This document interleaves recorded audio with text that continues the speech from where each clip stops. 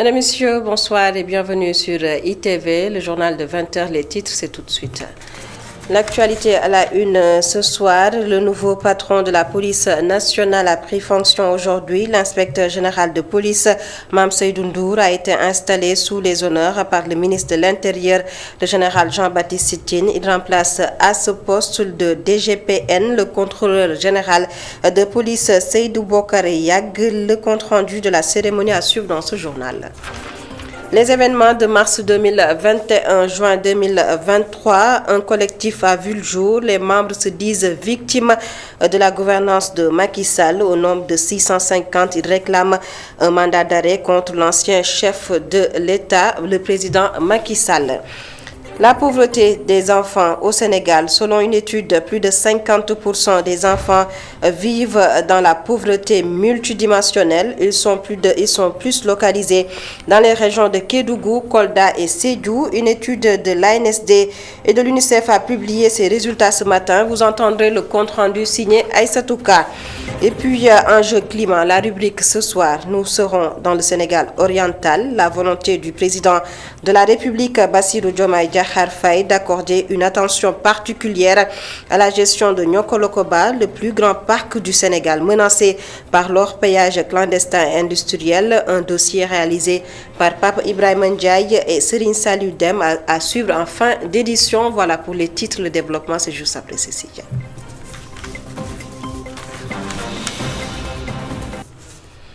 Bonsoir à tous et bienvenue. La direction générale de la police nationale, l'inspecteur général de police, Mame Seydou Ndour, nouveau DGPN, a pris fonction ce matin. Il remplace à ce poste le contrôleur général de police, Seydou Bokare Yag. L'inspecteur général, Mame Seydou Ndour, a été installé par le ministre de l'Intérieur, Jean-Baptiste Tine. Jean-Baptiste Tine qui donne l'assurance pour une montée en puissance de la police nationale. Je vous propose de suivre le compte-rendu de la cérémonie signé Abraham Paul Pouya.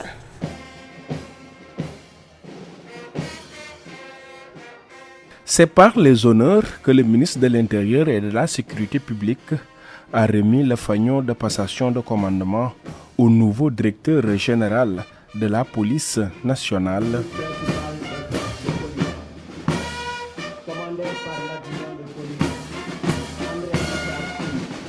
Installé à peine, le nouveau directeur de la police prend les engagements pour une police forte. Il s'engage aussi à œuvrer pour une montée en puissance de la police. Je m'engage à travailler sans relâche pour l'atteinte de cet objectif, à travers une police nationale forte, bien préparée, mieux équipée et qui inscrit toute son action dans le respect des lois et règlements de notre pays, dans le respect des droits humains et le respect des droits des usagers du service public. Je mesure avec responsabilité la charge et la sensibilité se rattachant à cette mission et m'engage à y consacrer le temps et les soins nécessaires à son optimisation. Le ministre de l'Intérieur est revenu sur les défis sécuritaires à relever et les missions à accomplir.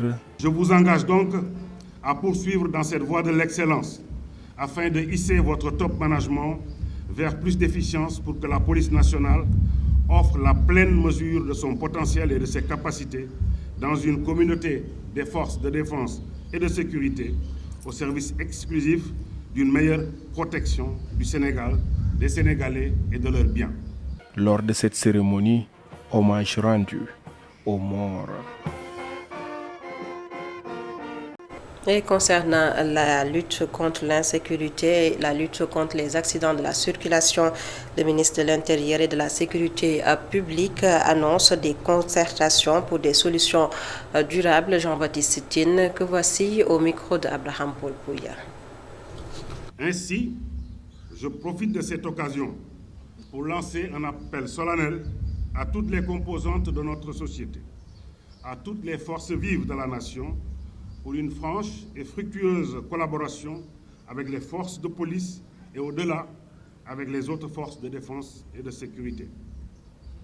Aussi avec lucidité et responsabilité, nous faut-il réfléchir ensemble sur 3 problématiques majeures de notre société actuelle. C'est les cas d'agression et d'attaque à main armée, l'encombrement des voies publiques et l'insécurité routière qui menacent notre bon vivre ensemble. À cet effet, de profondes réflexions devraient être engagées avec tous les acteurs concernés afin d'aboutir à des solutions structurantes et durables pour enrayer ces fléaux qui polluent nos villes et nos villages et perturbent notre aspiration à une société paisible dans un cadre de vie assaini.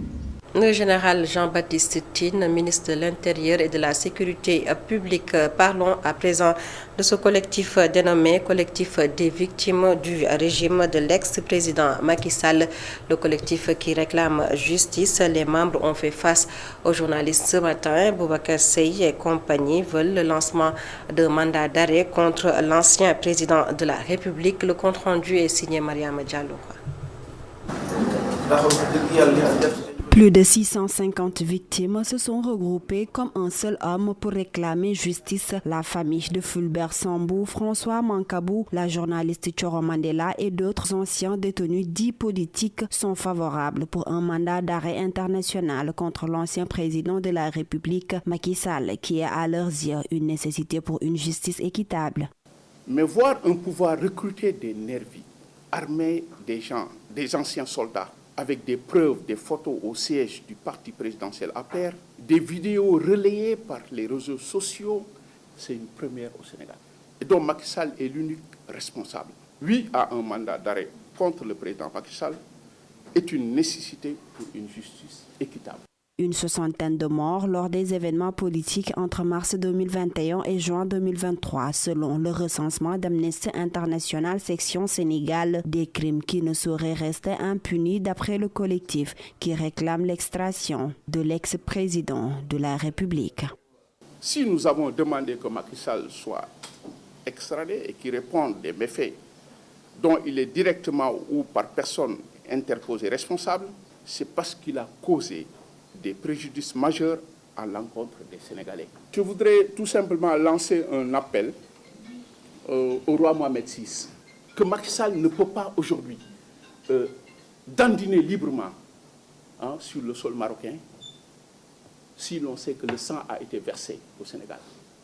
Au président français, moi je lui dirais que c'est l'heure des perspectives panafricaines. L'Afrique aux Africains. Ce qui s'est passé est une affaire sénégalo-sénégalaise. Avec tout le respect que nous lui devons, alors de ne pas s'immiscer dans cette affaire sénégalo-sénégalaise. À la question de savoir si la loi d'amnistie ne constitue pas un frein à leur démarche, Boubacar Seye se voit optimiste. Il y a la justice internationale aussi. Des juristes vont travailler sur ce dossier-là. Il y a la justice internationale et puis nos juristes vont travailler sur cet aspect parce que c'est trop facile de commettre autant de crimes et vouloir se cacher derrière une loi d'amnistie. Pour avoir la paix dans ce pays, il faut que Macky Sall et ses compagnons soient punis. Parce que ça serait trop facile. Le collectif prévoit un grand rassemblement des victimes prochainement et un film récapitulatif des faits serait projeté au Grand Théâtre pour éclairer l'opinion publique sur le bien fondé de leur combat. Rapport des archives dans les politiques publiques, le sens de la conférence animée par le professeur Mbaye Thiam. C'était à l'université Gaston Berger de Saint-Louis, une conférence initiée par le centre de documentation de l'OMVS et la bibliothèque universitaire de Sanar. La rencontre, une occasion pour les archivistes du Sénégal pour déplorer l'inexistence au Sénégal d'une bibliothèque nationale et cadre approprié pour conserver les archives du Sénégal. Le professeur Mbaye Thiam, historien archiviste, que voici au micro de Mama Khalisnia. On ne peut pas avoir la première école africaine, le plus grand nombre de spécialistes et être l'un des rares pays au monde à ne pas avoir de bibliothèque nationale, être un des rares pays au monde à ne pas avoir un dépôt d'archives nationales, alors que les archives nationales du Sénégal abritent un fonds qui appartient non pas seulement au Sénégal, mais à tous les anciens pays de l'ex-AOF. Donc c'est un fonds en partage, c'est un fonds commun. Nous gérons quelque chose qui nous appartient et qui appartient à nos voisins, qui nous font confiance. Il faut les sécuriser, et les mettre dans des conditions optimales de conservation. Parce que si ça disparaît pour tous les 8 pays de l'ex-AOF. Or, là où se trouvent aujourd'hui les archives nationales, ça ne donne de garantie à aucun archiviste conséquent. Il faudrait un bâtiment à part, construit dans les normes, isolé, à côté d'une bibliothèque nationale, à côté d'un centre national de documentation scientifique et technique, pour que, ensemble, ces 3 fonctions qui sont les tenants d'une même discipline concourent à apporter aux décideurs, aux administratifs, aux chercheurs, tout ce qu'ils peuvent pour que notre pays soit performant. Je suis très heureux aujourd'hui d'avoir fait cette conférence et surtout de constater que c'est des produits sénégalais sortis d'une école sénégalaise, d'une université sénégalaise qui sont en pointe dans la recherche de leurs solutions pour apporter leur contribution au développement de notre pays. Le ministère de l'Enseignement supérieur a abrité aujourd'hui une réunion pour préparer l'examen du baccalauréat, rencontre qui a vu la participation des inspections d'académie et de la direction de l'office du bac. Venu présider la rencontre, le ministre de l'Enseignement supérieur, de la Recherche et de l'Innovation invite les candidats à aller récupérer leur convocation. Je vous propose de suivre Dr Abdourahmane Diouf, ici au micro de Babacar Seck. Il y a des règles qu'il faut rappeler. Nous voulons avoir un bac crédible et pour cela, il faut que les élèves comprennent un certain nombre de choses. Les professeurs les ont bien formés. Ils doivent venir avec beaucoup d'éthique et de morale pour faire leur examen. Et nous rappelons aux bacheliers, aux futurs bacheliers, aux candidats donc, aux enseignants et surtout aux parents d'élèves que les candidats ne doivent pas venir faire le bac avec des outils technologiques. Ils ne doivent pas avoir leur téléphone. Et que si un candidat qui a bien travaillé toute l'année, qui mérite d'avoir le bac, commet cette erreur de venir avec son téléphone portable, il sera exclu. C'est la réglementation et on va l'appliquer sans aucune difficulté. Donc que les parents d'élèves en soient conscients, que les élèves en soient conscients, parce que nous considérons qu'un élève qui a bien travaillé et qui est moyen doit pouvoir passer le bac. Il faudrait aussi que les élèves aillent récupérer leurs convocations qui sont déjà disponibles. Et je vous l'annonçais dans les titres, lancement d'une étude sur l'analyse de chevauchement, de privations multiples chez les enfants. Une étude basée sur l'aspect monétaire subjectif et multidimensionnel a été menée. Et selon cette étude, au Sénégal, plus de 50% des enfants vivent dans la pauvreté multidimensionnelle. Les enfants les plus vulnérables sont notés dans des régions comme Kédougou, Sédhiou et Kolda. Le compte-rendu de la cérémonie est signé Aïssatou Ka. Chiffres à l'appui, l'expert en statistique à l'Agence nationale de la statistique et de la démographie, ANSD, affirme que près de 50% des enfants de 0 à 17 ans sont frappés par la pauvreté multidimensionnelle. Presque la moitié des enfants vivent dans la pauvreté multidimensionnelle. Environ 50,7% des enfants du Sénégal vivent dans la pauvreté multidimensionnelle. Il y a plusieurs privations dans cette pauvreté multidimensionnelle. Parce que c'est une pauvreté multidimensionnelle, on avait retenu 7 dimensions.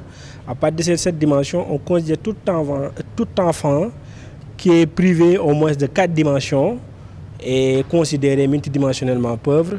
Et la moitié des enfants du Sénégal sont multidimensionnellement pauvres. Kédougou, Kolda et Sédhiou sont les régions où la pauvreté multidimensionnelle touche le plus les enfants. Les régions les plus touchées par la pauvreté multidimensionnelle, souvent, c'est les régions du sud-est, notamment la région de Kédougou, qui a environ 82,3% de pauvreté multidimensionnelle, et suivi la région de Sédhiou, qui a aussi plus de 78% des enfants vivent dans la pauvreté multidimensionnelle. Et Kolda aussi. Les plus bas, c'est les régions de centre et ouest, notamment la région de Dakar, qui a environ de 11% de la pauvreté multidimensionnelle, et la région de Thiès et de Diourbel. Les études démontrent également que la santé est la dimension qui présente le taux de prévalence le plus élevé parmi les 7 domaines analysés. Oui, parmi les dimensions qui étaient retenues pour l'analyse, c'est la dimension santé. Les enfants étaient privés plus sur la dimension santé. Ça veut dire que les enfants âgés de 0 à 4 ans, ils sont privés de 69,8%. Les enfants âgés de 5 à 14 ans sont privés de 78,5% et les enfants âgés de 15-17 ans sont privés de 75,2%.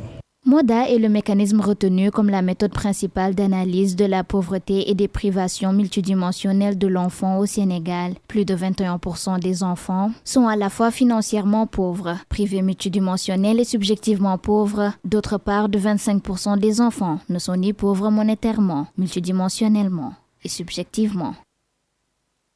Aïssa Touka, parlons à présent de la pêche. Le programme de modernisation du secteur à Ziguinchor, 45 moteurs ont été remis aux pêcheurs de la localité, des moteurs subventionnés par l'État du Sénégal, une dotation saluée par les acteurs de la pêche. Selon eux, l'État du Sénégal veut ainsi améliorer leurs conditions de travail. Ziguinchor, la correspondance de Hassan Ba. C'est au quai de pêche de Boudoudi à Ziguinchor que les pêcheurs de Kafountine, Cap Skirring et Ziguinchor se sont retrouvés pour récupérer leurs moteurs subventionnés par l'État. Cette dotation va booster l'activité des pêcheurs. Cette dotation nous permettra d'attraper davantage de poissons, car nous pourrons nous rendre là où ils se trouvent grâce à nos nouveaux moteurs. Au-delà de cette impulsion économique, l'acquisition de ces moteurs contribuera également à renforcer la sécurité des pêcheurs en haute mer. Quand même, ça va régler le problème des pêcheurs et aussi le souci, ça va alléger le souci des familles. Parce que, pourquoi je le dis, il arrive des fois, ton mari ou bien ton fils a l'habitude de débarquer à 17h. 17h, il t'appelle, te dit, papa, je suis revenu, la pêche est bonne ou bien c'est comme ça. Mais jusqu'à 20h, 21h, tu ne le vois pas. C'est quoi? Tu appelles, le réseau ne passe pas. Donc, jusqu'au lendemain, qu'il se fasse remorquer par une autre pirogue parce qu'il est tombé en panne. Le fournisseur salue les efforts de l'État pour résoudre les problèmes auxquels sont confrontés les pêcheurs. Jusqu'à maintenant, 2 fois, jusqu'à 3 mois, 4 mois, que l'État du Sénégal est en train de distribuer des moteurs hors bord subventionnés au bénéfice des pêcheurs. Et jusqu'à présent, au niveau de Zawal, on a distribué des moteurs là-bas. Au niveau de Fatick, on a distribué des moteurs et actuellement, on vient de distribuer un lot de 45 moteurs hors bord. Les milliers d'autres pêcheurs en attente sur la liste espèrent avec impatience l'arrivée de nouveaux moteurs, améliorant ainsi leurs conditions de travail. Hassan Ba, de la pêche, on passe à l'élevage avec le Conseil national de la Maison des éleveurs, Ismaïla Sow, réélu à la présidence de cette organisation.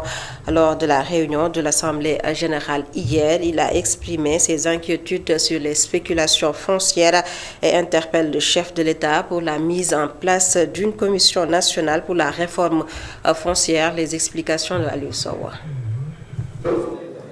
À peine reconduit à la tête du Conseil national de la Maison des éleveurs, Ismaïla Sow déroule sa feuille de route. Le président, conscient des conflits avec les agriculteurs, interpelle le chef de l'État. Être auprès des populations éleveurs, mais réfléchir toutes les bonnes choses qui vont conduire le secteur de l'élevage. Nous savons, nous tous, qu'aussi il y a aujourd'hui beaucoup de problèmes entre les éleveurs et les agriculteurs.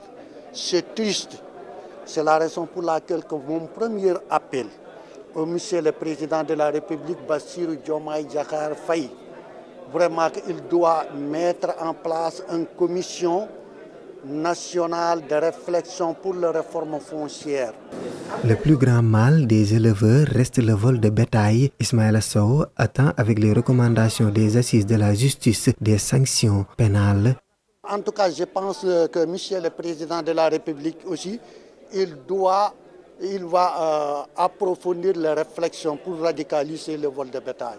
Parce que vraiment, le temps passé, ils sont organisés, dialogue pour réforme justice. J'espère que ça va partir dedans, parce qu'ils sont aussi impliqués les éleveurs. Le président du Conseil national de la Maison des éleveurs liste les chantiers qui l'attendent, les femmes et les jeunes en première ligne. Ismaïla Sow souhaite mettre en place une coordination nationale de femmes et des jeunes des maisons des éleveurs. À moins de 2 semaines de la fête de la Tabaski, l'approvisionnement en moutons, le président du Conseil national de la Maison des éleveurs rassure Ismaël Sow. Selon Ismaël Sow, le marché sera bien approvisionné. Je vous propose de l'écouter toujours au micro de Aliou Sow. Oui, là aussi, vraiment, on a réfléchi profondément hier pour le code pastoral et aussi réorganiser encore la loi d'orientation agro-silvopastorale parce que c'est un outil qui nous accompagne pour notre vie au niveau de la brousse. Parce que les éleveurs, c'est des gens qui sont vivent dans le monde rural. Donc il faut un texte qui nous organise et aussi qui nous donne ce que nous devrons faire et ce que nous ne devrons pas faire. Moi, je pense que c'est important parce que nous sommes tous des alphabets.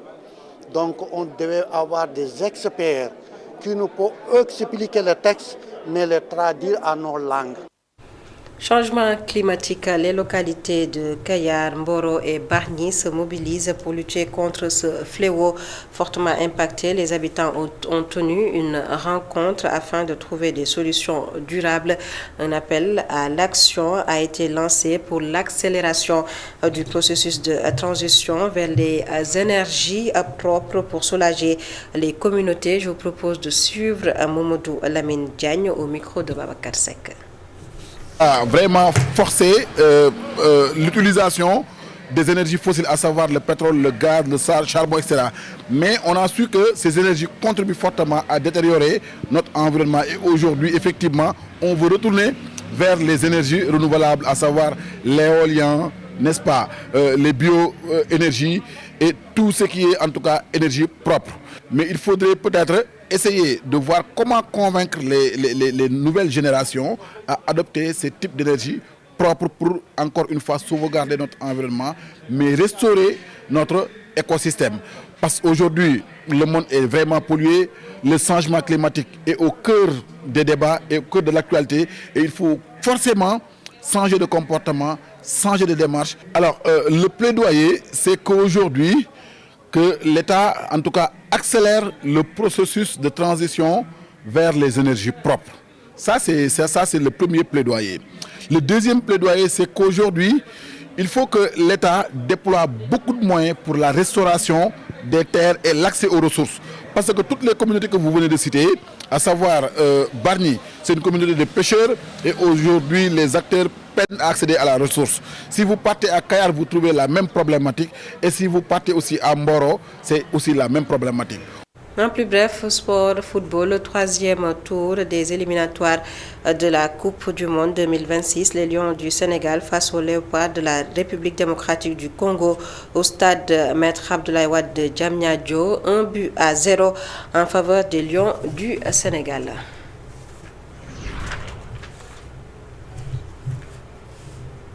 Enjeu climat ce soir, direction le Sénégal oriental.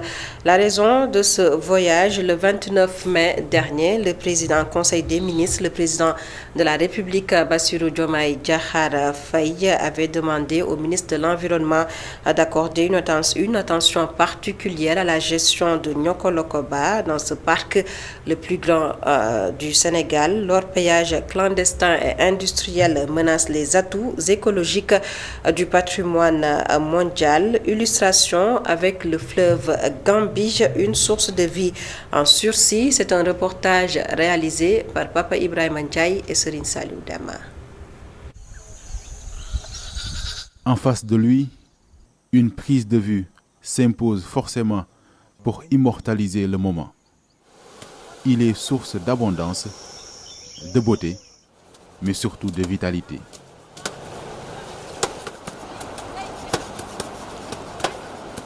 Le fleuve Gambie ne cache pas non plus sa générosité en traversant le parc de Nyokolokoba sur 200 km. Un bienfait pour la faune, la flore et l'humain. C'est un fleuve qui a des conséquences écologiques extrêmement importantes sur le réseau des mares au niveau du parc. Donc il y a certaines mares qui sont connectées avec le fleuve Gambie, d'où l'eau quitte le fleuve pour aller remplir ces mares-là. Et ces mares-là sont des zones de prairies qui permettent à la faune sauvage de se nourrir, mais également de boire de l'eau. Mais sa beauté qui semble être intarissable est en même temps un trompe-l'œil.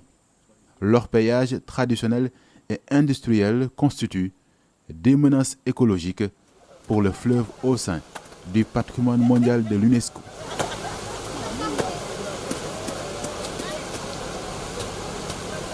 Donc imaginez, nous qui partons sur le terrain, déjà je ne parle pas des animaux, je parle même des gens eux-mêmes.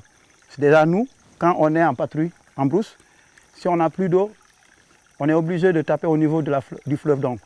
Donc imaginez les substances là qu'on verse au niveau du fleuve, nous on les consomme en tant qu'humains, je ne parle même pas des animaux. Donc idem pour les animaux qui à un certain moment de l'année, ils n'ont que la Gambie pour boire. Pour renforcer la surveillance contre la pratique bannie, la direction des parcs nationaux mise notamment sur le contrôle scientifique.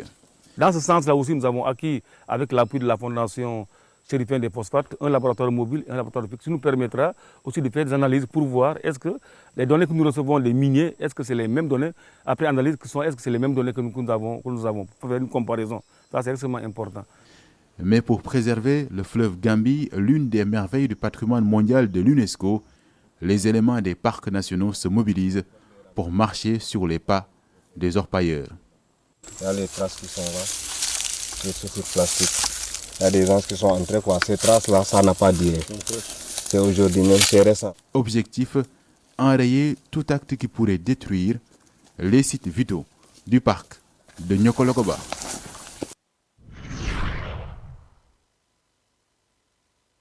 Enjeu climat signé Papa Ibrahima Ndiaye et Serigne Saliou Deme. C'est la fin de ce journal. Mesdames, Messieurs, merci de nous avoir suivis. Passez d'excellents moments en compagnie de nos programmes sur ITV.